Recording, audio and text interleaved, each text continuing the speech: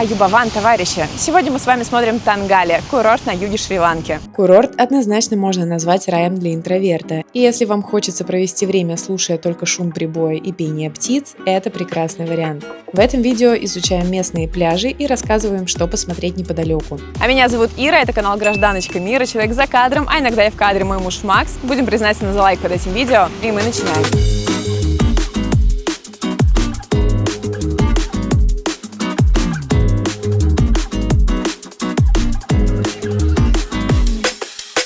Тангали известен своими бескрайними пейзажными пляжами, которые невероятно красивые, но также довольно опасны из-за отбойных течений и высоких волн. Не спешите расстраиваться, если уже выбрали этот курорт. Мы обязательно найдем, где искупаться, ведь пляжная линия Тангали – одна из самых протяженных на острове. Если посчитать суммарно все участки, которые относятся к этой курортной зоне, то общая протяженность пляжей составляет около 10 километров.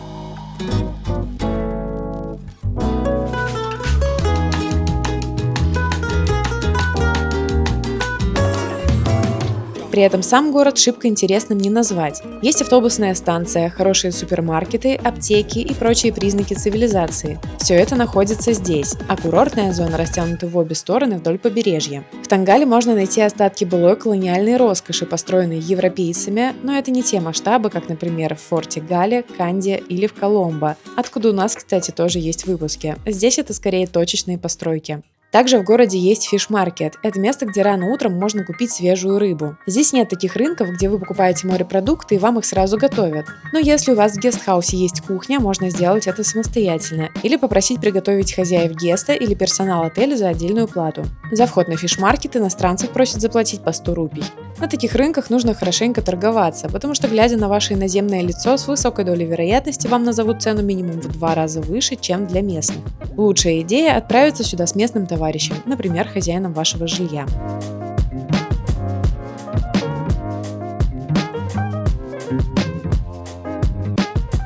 Здесь же находится пляж Пируэла, или может быть Перуэла. И этот пляж в черте города с очень спокойной водой, и его предпочитают местные жители, в том числе для детей. Ну и относительно других пляжей здесь довольно людно.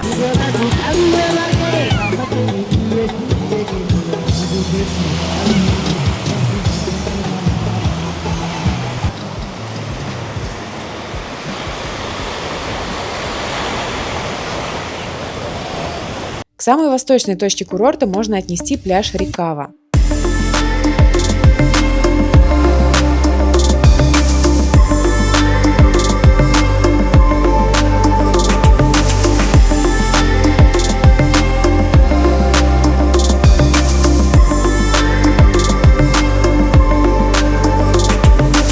Этот пляж является заповедной зоной, где откладывают яйца морские черепахи. На сие действие можно посмотреть в составе группы под присмотром гида, чтобы никто черепахам не мешал. Но, судя по отзывам, справляются ребята с этим так себе. Вообще, черепахи много где откладывают яйца, и, возможно, вам повезет увидеть сей процесс без толпы зевак вокруг. Но по опыту нашего пляжа в Мирисе, скорее всего, выкапывают вкладки с пляжа, переносят сюда в сетку и помечают, какого числа либо были закопаны, либо планируют вылупиться. Ну и потом, собственно, отслеживают это дело и выпускают черепашек в океан. Вон скорлупа от яиц лежит, так что да, все так. Сразу за пляжем находится большая лагуна. Можно взять в аренду каяк или мини-тур у местных. Обещают мангровые заросли, обезьян и варанов. В такие прогулки лучше отправляться на рассвете или уже ближе к закату. Ну и от Рикава до Тангали вся береговая линия на карте отмечена как пляж Тангали. Чтобы попасть в эту часть пляжа, мы доехали до Черепашьего центра и беспрепятственно и бесплатно там припарковались. Людей здесь практически, как вы видите, нет. И это потрясающе, потому что действительно редко встретишь пляжи на Шри-Ланке, где настолько пусто. Кроме прочего, здесь очень красиво. Несмотря на высокие волны, мы видим, что люди здесь купаются, не уплывают далеко от берега, остаются где-то поблизости. Но, не знаю, некоторые волны выглядят так, как будто они прям утаскивают, если ты пытаешься выйти на берег. Но при этом сегодня у нас в телеграм-канале нам написали, что сюда приплывают черепахи, и, возможно, даже с ними поплавать. Я пока черепах не вижу, но не исключаю, что действительно почему бы и нет. Если они выходят сюда оставлять свои кладки, то вполне вероятно, днем они тоже здесь где-то плавают. Ну вот, например, вижу, купается 2 человека. Они просто отошли чуть-чуть подальше за линию подъема волны. Или, может быть, место такое, что, знаете, не высоко поднимаются волны. Я не могу даже сказать, что они барахтаются в волнах. Они вполне спокойно себя там ощущают. Вероятно, так можно, потому что волна, она прям вот поднимается и разбивается уже около берега. Кто отдыхал на этом пляже, обязательно пишите ваши лайфхаки, как вы искали места, где купаться. Вообще пляжная линия довольно симпатичная, но здесь мало тени. То есть деревья, они вот начинаются где-то здесь, а там, смотрите, вообще никакого тенечка, никакого шанса на то, чтобы не сгореть. Друзья, вот интересное место с точки зрения поиска черепах. Тут есть камни, некий риф. И видите, много зеленушки. Черепахи любят такие места как раз-таки за возможность пожевать эту самую зеленушку. И, кстати, друзья, исходя из вышеизложенной информации, что здесь есть риф, тут довольно спокойный, по-моему, бассейн. Можно здесь купаться, прийти, расположиться. Вот все волны, которые сюда доходят, они, видите, такие аккуратные. Вода прозрачная, здесь красиво. Неплохое место. Какая красивая здесь заводь, вы только посмотрите. Просто какие-то природные фонтаны, терраса целая каменная. Друзья, в общем, пляж действительно очень красивый. Мы такого, наверное, в Шри-Ланке еще не видели. Он бесконечный. Океан потрясающего цвета. Эти волны завораживающие. В общем, если есть возможность сюда доехать, просто хотя бы прогуляться по пляжу, то, я думаю, это нужно сделать. Но для купания, на мой взгляд, есть нюанс, потому что, несмотря на высокие волны и наличие опасных течений, на пляже вообще ни одного спасателя, никакой будки. То есть вы здесь предоставлены сами себе, вы здесь на диком пляже, и отвечайте сами за себя. Если что-то, не дай бог, случится, то вас просто некому будет спасти.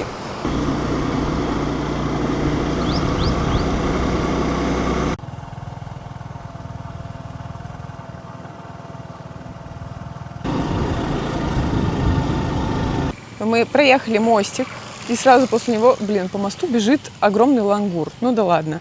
Попросили меню в заведении. Банана-сок 500, манго-джус 800. Подержи, пожалуйста. Меню с едой. Вегетарианский жареный рис 900. С курицей 1300. Chicken, fish или egg карри 1000. Ну и, соответственно, это будет рис и несколько соусов карри. Ну и посмотрите, какая здесь симпатичная территория. Почему мы остановились? Здесь вот такие миленькие беседочки. Да, внутри пластиковая мебель, но она здесь везде пластиковая. Просто очень симпатично. И есть роскошный гамак. Мы решили не отказывать себе в удовольствии посидеть в этой милой беседке и заказали карри. Вот беседка. Вот, пожалуйста, природа. Друзья, что прекрасно? Беседка, низкая стоимость и, конечно, птицы.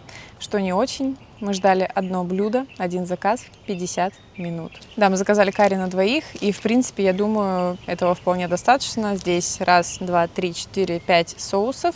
Один из них – это маленькие кусочки курицы, рис, вполне хватит на двоих. И вроде это называется дал, аналог хлеба.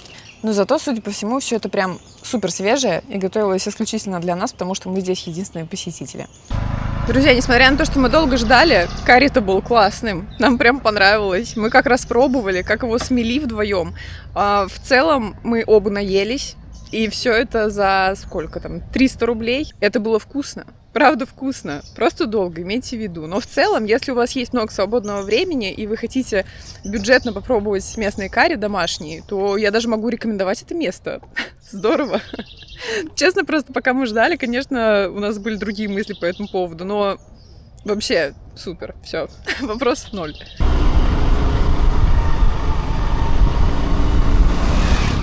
Мы подъехали, товарищи, к зоне, которая называется «Безопасная зона для плавания». Это уже ближе к Тангале, и тут я увидела на русском языке очень удачно все цены на экскурсии. Есть и на английском, конечно, кому необходимо. В общем, 2 дня Элла Сигирия $130, однодневная Элла $60, наблюдение за китами $80, но, ребята, это...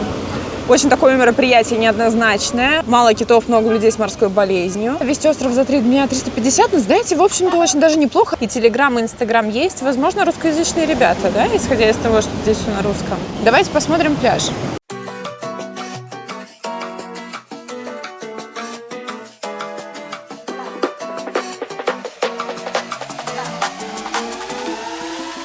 Несмотря на то, что здесь есть природный, не знаю, как это назвать, волнорезом не назовешь, но, в общем, каменная такая застава от волн. Аналогичная есть и в сторону Тангали еще одна. Вот видите, и там вообще нет волн, весьма безопасно. Я вижу, там, мне кажется, даже детишек, которые тусуются на мелководье.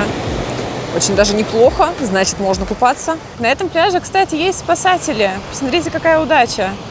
Шезлонги, кафе, красивые лодки на берегу. Ну и, в общем-то, все очень даже симпатично. Конечно, отсюда пешком можно уйти в эту бесконечную даль. И здесь можно увидеть, что людей купается побольше, но давайте откровенно, это все еще очень мало. Просто невероятно мало. Удивительно. Прямо у станции спасателей спросила меню на посмотреть. Сэндвич самый дешевый с яйцом и томатами 800 и клаб-сэндвич 1800. Ланкийский завтрак 1750. Есть западный завтрак 1500. Если просто омлет 600. Если брать полностью меню, я думаю, вы можете посмотреть его на Google картах. К чему я вам вообще все это? Если вы что-то заказываете в кафе, вы можете располагаться на санбедах и целый день здесь тусоваться с этим замечательным видом, совсем близко к Тангале. По-моему, классно. Цены, опять же, для заведения на пляже невысокие. Народу немного. Сейчас самый разгар сезона, между прочим. Здесь дорога проходит вдоль пляжа и сразу куча всяких гестхаусов, отелей. Я думаю, это очень неплохо поселиться где-то тут, чтобы вышел у себя уже сразу такой вид и пляж, где можно купаться. Выглядит в основном очень даже бодро. У них на территории у многих есть кафе, рестораны, как, например, здесь. Можно тоже в тенечке что-то перекусить. Слушайте, здорово, но очень пустынно. Как будто бы предложений больше, чем гостей. Дамы и господа, следующий пляж, который мы смотрим, расположен тоже крайне близко к городу Тангале. Я бы сказала, что все еще в черте. И что мы видим? Снова довольно пустынно. Людей немного, но все плавают. Посмотрите, какой спокойный здесь океан относительно главного пляжа Тангале. Здесь есть несколько кафе, ресторанов. Со второго этажа просто представьте, какой замечательный вид на эту лагуну. Кокосовые пальмы. Шезлонги стоят с зонтиками. В общем-то, мне кажется, замечательный пляж для того, чтобы здесь время провести. Есть тень в деревьях. Это вообще прекрасно. Ой, ну какая красота. Кристальная вода. Посмотрите, какая стая рыбок. Не знаю, вам видно или нет. Наверное, да. Ух. Привет, рыбы. Ребят, снова обратите внимание, какой пустынный, красивый пляж. При том, что здесь уже можно поплавать, и это довольно безопасно. Ну и вот этот коричневый песок тоже очень интересный. В Мерисе, например, вот так-то размывает черный песок. Здесь такой интересный, своеобразный и необычный. Я вам клянусь, только что вынырнула небольшая морская черепашка и нырнула обратно. Но зато теперь мы точно знаем, что здесь бывают черепашки. С ними можно поплавать, так что если у вас есть маска, прицепите ее с собой. Товарищи, пляжи в следующей бухте называются Red Beach и почему-то тоже Паликадуа Beach. Я не буду утверждать, какой из них точно Паликадуа, Паликудава или как-нибудь еще. Кто знает наверняка, пожалуйста, отпишитесь. Ну и вообще какое-то имеет значение. Просто знаете, что этот пляж чуть-чуть подальше, чем предыдущий. А в общем-то, ребята, опять же, красота какая-то невероятная. Коричневый, это замечательный песок. Бухта полностью пустая, людей нет. Дно песчаное, в целом здесь красиво. Но мне кажется, вот тут, кстати, как будто бы волны все-таки повыше, посильнее, да? Посмотрите. Какая, ничего себе. Да, ребята, я знаю, почему здесь мало людей. Вот этот пляж, который Red Beach. Вот, кстати, почему он Red, да? Из-за песка, из-за коричневого. В общем, здесь красиво, замечательно. Но волны, вы гляньте, какие роскошные, а? Зато здесь можно посидеть в красивом заведении на берегу и посмотреть на эти волны. Здорово. Но вот там бухта вроде поспокойнее, там сейчас как раз девушка купалась, и я вижу, есть еще ребята в купальниках, вот там даже в конце стоят шезлонги. Это около волнореза. Наверное, потому здесь и чуть спокойнее. Но это я вот сейчас смотрю, мне не кажется, что сильно-то спокойнее. Я бы, может, и не полезла. Следующий пляж, на который мы с вами приехали, один из самых популярных в Тангале. Это пляж Гаембока. В левой части пляжа есть красивые камни, пальмы, в тени которых можно посидеть. Основная часть пляжа – это заведение с шезлонгами. Дальняя часть пляжа, правая, там тоже скалы, камни. В общем-то, очень даже симпатичный пляж. Людей здесь и в воде, и на лежаках существенно больше, чем на предыдущих пляжах. Тем не менее, сравнивая даже с соседним пляжем, Рэп-Бич, волны здесь уже не такие сильные. В левой части чуть не повыше, а там, где в основном люди купаются, волн-то особо и нет. Точнее, они есть, но, видите, все как бы чуть подпрыгнули, и все, пожалуйста.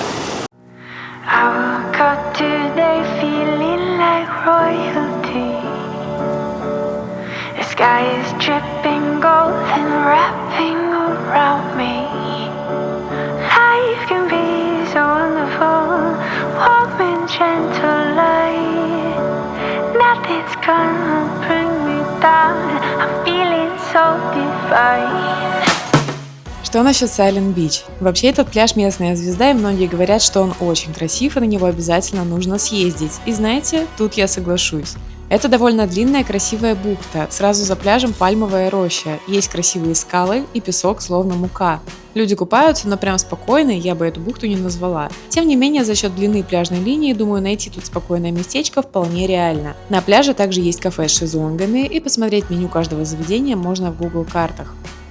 Важная информация для тех, кто не любит платить за парковку. Когда вы спускаетесь к Silent Beach, там есть парковка за 200 рупий. На другой стене написано 100. Но если вы в наглую проедете прямо, то встанете прямо у пляжа бесплатно. А вот дальше был действительно спокойный пляж Унакурува, он же единственный, где в Тангале можно покататься на серфе. Однако это точно не лучшее серф-место на южном берегу. Также пишут, что тут неплохой снорклинг и пляж подходит для семей с детьми.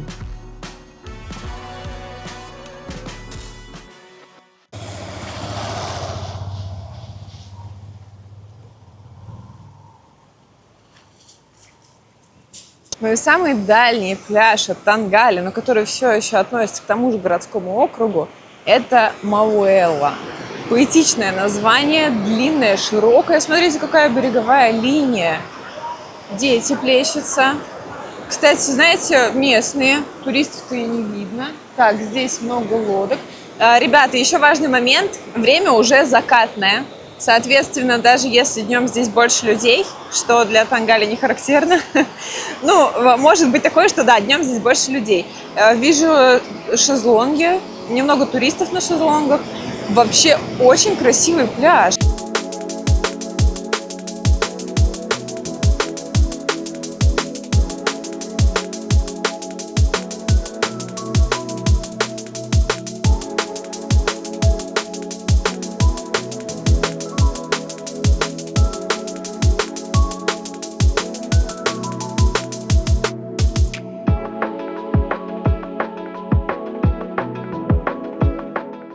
В общем, пляжей вокруг Тангали немало, и некоторые из них действительно могут предложить приятное времяпровождение. Но за счет того, что курортная зона вытянута, а инфраструктура здесь все же сосредоточена в основном в городе, нам показалось, что здесь нужно либо иметь скутер, либо постоянно ездить на автобусах, потому что элементарных супермаркетов и аптек в некоторых зонах просто нет. Также зачастую маловато фруктовых ларьков, да и просто местных магазинчиков первой необходимости. Если предпочитаете в качестве транспорта тук-туки, но не хотите переплачивать местным тукерам, используйте Pick Me и Uber. Цифрами из этих же приложений можно апеллировать в процессе торга с водителями на улице. И давайте расскажу, как самостоятельно добраться до аэропорта в Коломбо. Между автостанцией в Тангале и станцией Мокумбура курсируют комфортные автобусы, которые ездят по хайвею в количестве от 1 до 2 каждый час. Стоимость проезда всего $4, ехать около 2 часов. И между станцией Мокумбура и аэропортом тоже курсирует автобус стоимостью около $1,5, ехать там минут 40. Если хочется на авто, то в Телеграме есть группа трансфера по Шри-Ланке. Кому нужно, пишите, дам ссылку. А мы едем дальше. Вокруг Тангали немало интересных мест, которые можно посмотреть самостоятельно.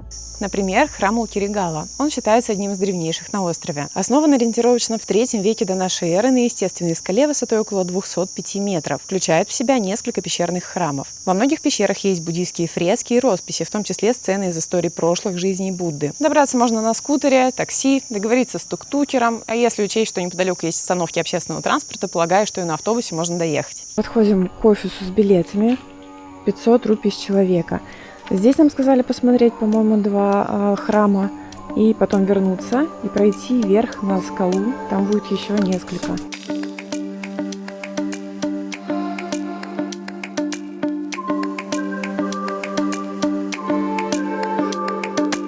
История храмового комплекса уходит корнями в те времена, когда остров Цейлон только-только узнал учение Будды. Основателем этого комплекса считается король Садхатисса. Он правил во второй половине 3 века до нашей эры. Именно он превратил дикие пещеры в королевский храм, позолотил статуи и облагородил территорию. Вообще на острове самые популярные древние сооружения – это пещерный храм Дамбула и древний город Сигирия. Так вот, Мулькирагала на пару сотен лет старше Дамбулы. А в тот момент, когда строители только закладывали фундамент дворца на Сигирии, в пещерах Мулькирагалы монахи молились уже более 600 лет. Но возраст не единственная ценность этого места. В 19 веке именно здесь, в монастырской библиотеке, британский администратор обнаружил уникальный манускрипт, который позволил восстановить забытую историю ланкийских королей. Без этого храма многие страницы истории острова остались бы белым пятном. Учитывая все вышеизложенное, с нашей стороны было бы преступлением не увидеть это место своими глазами. Самое удивительное, что сегодня суббота, утро, мы гуляем здесь совершенно одни.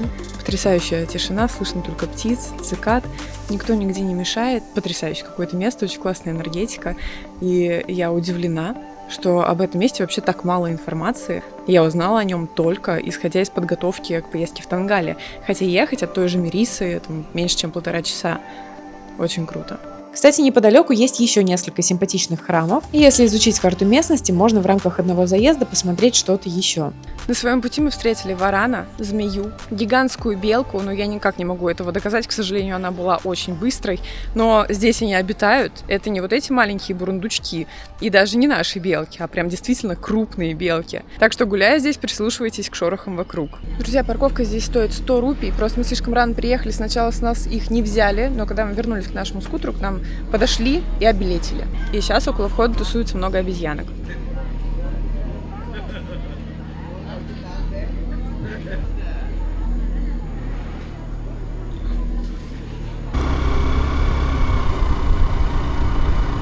Друзья, мы приехали просто в удивительное место. Во-первых, здесь большое озеро с лотосами. Там плавают пеликаны, другие всякие красивые птицы. Можно посмотреть, там еще коровы вдоль дороги стояли.